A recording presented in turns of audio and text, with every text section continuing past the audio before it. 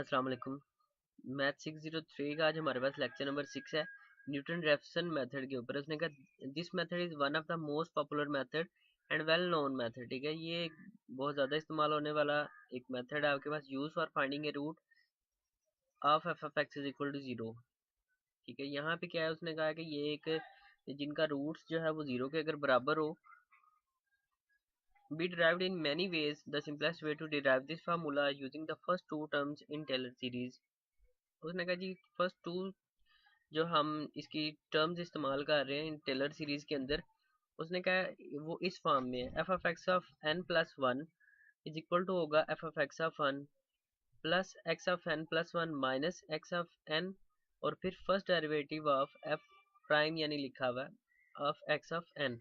तो उसने कहा यहाँ पे सेटिंग क्या है कि F of X of N plus one को अगर हम जीरो के बराबर रखें, ठीक है, तो ये हमें क्या रिटर्न करता है, इस चीज़ को अगर जीरो के बराबर रखें तो वो हमें ये वाली सारी चीज़ जीरो के बराबर रिटर्न करती है। तो फिर उसको सिंप्लीफाई करके हमने जब X of N plus one की कीमत निकाल लेंगे जब, ठीक है, तो वो हमारे पास इस फॉर्म में बनती है। और यहाँ पे उसने कहा है कि X of N plus one बराबर होगा, ये माइनस है उधर जाके प्लस होगा, ये इधर मल्टीप्लाई और उधर जाके डिवाइड होगा, यहाँ पे प्लस है तो वहाँ पे जाके ये माइनस होगा। तो आपके पास सिंप्लीफाई करने के बाद ये फॉर्म बनती है। उसने कहा ज्योमेट्रिकली इसकी जो इंटरप्शन है वो कैसे बनती है। उसने कहा कर्व को let say F of X is equal to zero और वो मीट करती है एक्स एक्सिस को किसी एक पॉइंट ए के ऊपर, जब एक्स बराबर हो ए के ऊपर।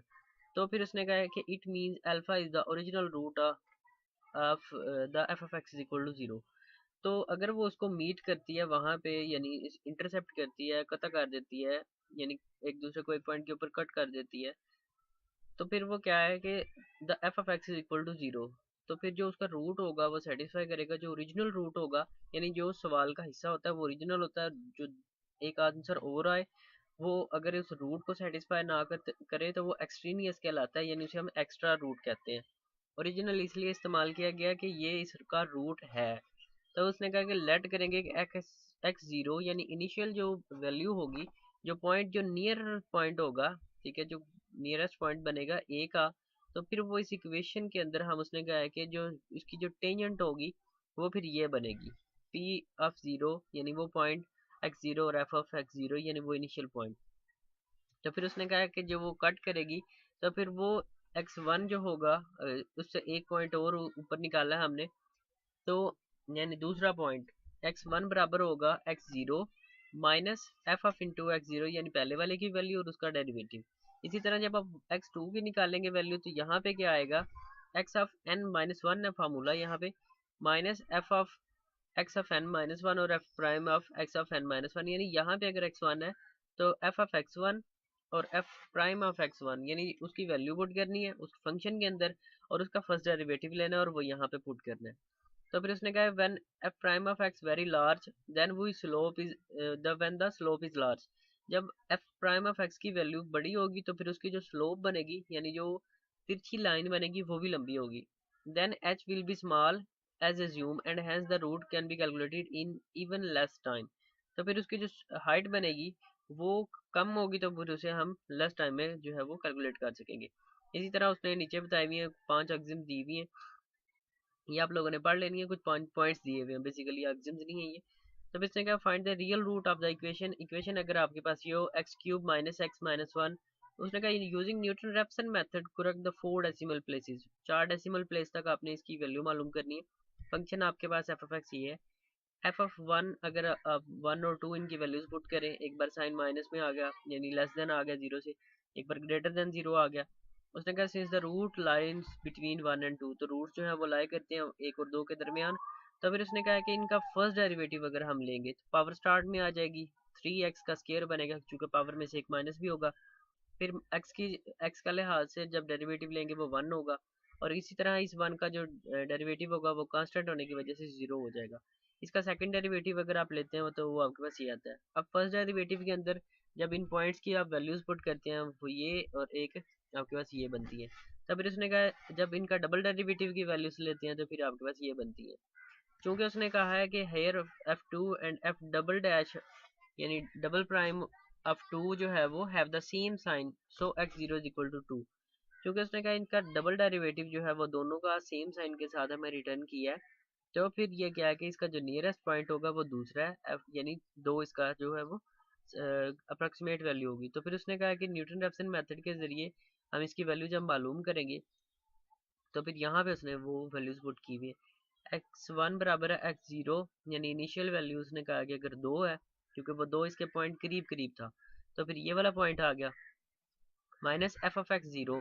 अब एफ ऑफ एक्स जीरो हमारे पास कहाँ था, अब यहाँ पे ऊपर उसने मालूम की थी इनिशियल वैल्यू के लिए एफ ऑफ एक्स जीरो के लिए एक्स जीरो अगर ये हो, एफ ऑफ टू के लिए उसने वैल्यूज जो उठाई हैं वो हम यहाँ पे पुट करेंगे, जो कि हमारे पास ये 5 बनता है एफ ऑफ टू पे के ऊपर, ठीक है। तो एफ ऑफ टू के ऊपर हमारे पास ये आ गई, और इसका फर्स्ट डेरिवेटिव जो हमारे पास 2 के ऊपर बनेगा, वो हमारे पास यहाँ पे क्या है कि फर्स्ट डेरिवेटिव इसका अगर जब लेंगे, जब 2 की वैल्यू पुट करेंगे तो वो हमारे पास 11 था, ठीक है। तो यहाँ पे 2 आता है इस x की जगह पे, F prime of 2 is equal to होगा 3 मल्टीप्लाई बाय 2 का स्क्वायर माइनस 1।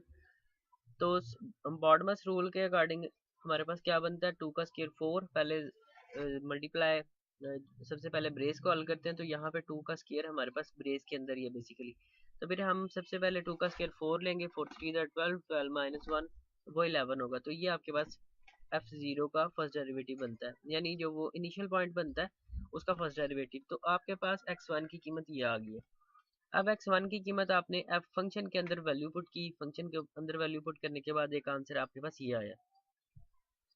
सेम इसी तरह फिर आपने x2 मालूम करना था। जब x2 में आपने यहाँ x1 की कीमत, यहाँ f ऑफ x1 जो कि आपने ये निकाल ली है, ठीक है। तो उसके बाद इसकी जो फर्स्ट डेरिवेटिव की वैल्यू, ठीक है, तो वो ये बनती है, तो वो ये आपके पास सेम इसी तरह फिर इसका जो आंसर आएगा वो आपने आगे पुट करना है। पुट करने के बाद आपने फिर उसे हल करना है सेम इसी तरह आगे, और इसके आपने इटरेशंस निकाल लेनी है। तो फिर ये आपके पास उसने कहा है कि ये आंसर बनता है, has the required root is ये, क्योंकि यहाँ पे क्या है कि इनका आंसर सेम आना शुरू हो जाता है। जब सेम आंसर आना शुरू हो जाए तो वो आपके पास आंसर आ जाता है। उसके बाद एक नोट दिया भाई आपने पढ़ लेना है। उसके बाद इसने कहा draw the back of N R method, N R method के जरिए इसने हल करने को कहा है। जबकि उसने कहा डिवीजन ऑफ जीरो या फिर नियर जीरो, यानी जीरो के करीब हो या जीरो ना हो, या जीरो हो या जीरो के करीब हो, यानी 0.1 2 3 4 कोई भी वैल्यू हो सकती है, तब ये फार्मूला उसने का इस्तेमाल करना है। उसके बाद ये थोड़ी सी थ्योरी दी हुई, ये आपने पढ़ लेना है। फार्मूला दिया हुआ उसने एन आर जो मेथड बनता है आपके पास, ठीक है। एन आर मेथड का फार्मूला आपके पास बनता है X of N plus one बराबर होगा X of N minus F of X one by में F prime of X of N होगा। तो इसी तरह उसने कहा है कि ये आपके पास बनता है फाई ऑफ एक्स बराबर x of x minus F of x over F prime of x. तो सबसे पहले तो एग्जांपल की तरफ ही चलते हैं, तो थ्योरी के थोड़े से पॉइंट क्लियर हो जाएंगे। तो सबसे पहले उसने कहा है कि set up a Newton scheme of iteration for finding the square root of positive number N, किसी पॉजिटिव नंबर एन का उसने कहा है कि इटरेशन मालूम करें।